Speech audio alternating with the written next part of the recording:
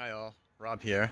So today we're going to do a bit of router planing on my blue epoxy table here. You can see down on this end, it's a little bit hard to see, but the epoxy is a little shorter than the wood here, and then down on this end, the epoxy is a little proud of the wood. That's because my forms weren't perfectly level when I poured it. And what I like to do is I'm going to come down here. I don't know if you're going to be able to see it. I like to pull the router just up to the table.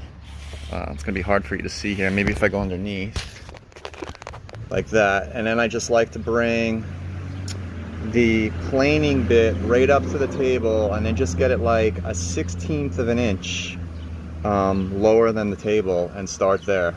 That's usually a good depth. It cuts pretty easy at that depth. All right, here we go.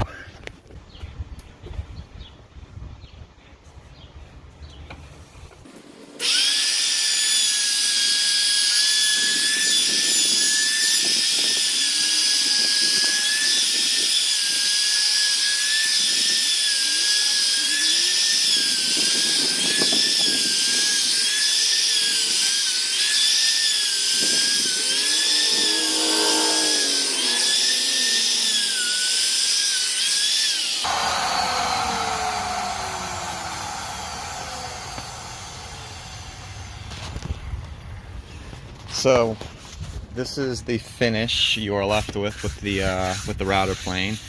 So you can see where the epoxy was still a little bit low, where it was shiny there. So I'll do another pass. It's better to do a couple of small passes or less depth passes than doing one big deep pass. As you know, if you're taking off too much, it could start burning the wood, it could start melting the epoxy, so it's just better to take a little off at a time. Like a 1/16 is pretty good. All right, thanks. Hi all, Rob here. So this is my blue epoxy table after I've finished surface planing it with my router sled. And now that I've removed, you know, probably an 1/8 inch of wood, some of the knots have opened up a little bit. So what I'm doing now is I'm just going in with an awl, just like a regular awl, and just scratching it out a little bit just so that it's easier for the epoxy to get in there.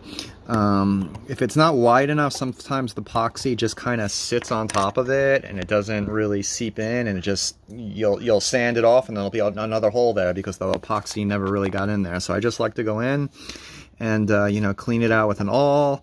Sometimes you might like to get you know, a little rasp bit on a Dremel. Maybe like this one over here. This is kind of a hard knot right here. It's not softwood, it's kind of hard. So a cone rasp on a Dremel might be a good way to get this a little deeper so that the epoxy seeps in a little bit more. Same over here. This is it's pretty solid over here, but it needs to be dug out a little, so I might use, you know, a little rasp bit on my Dremel. All right, cheers.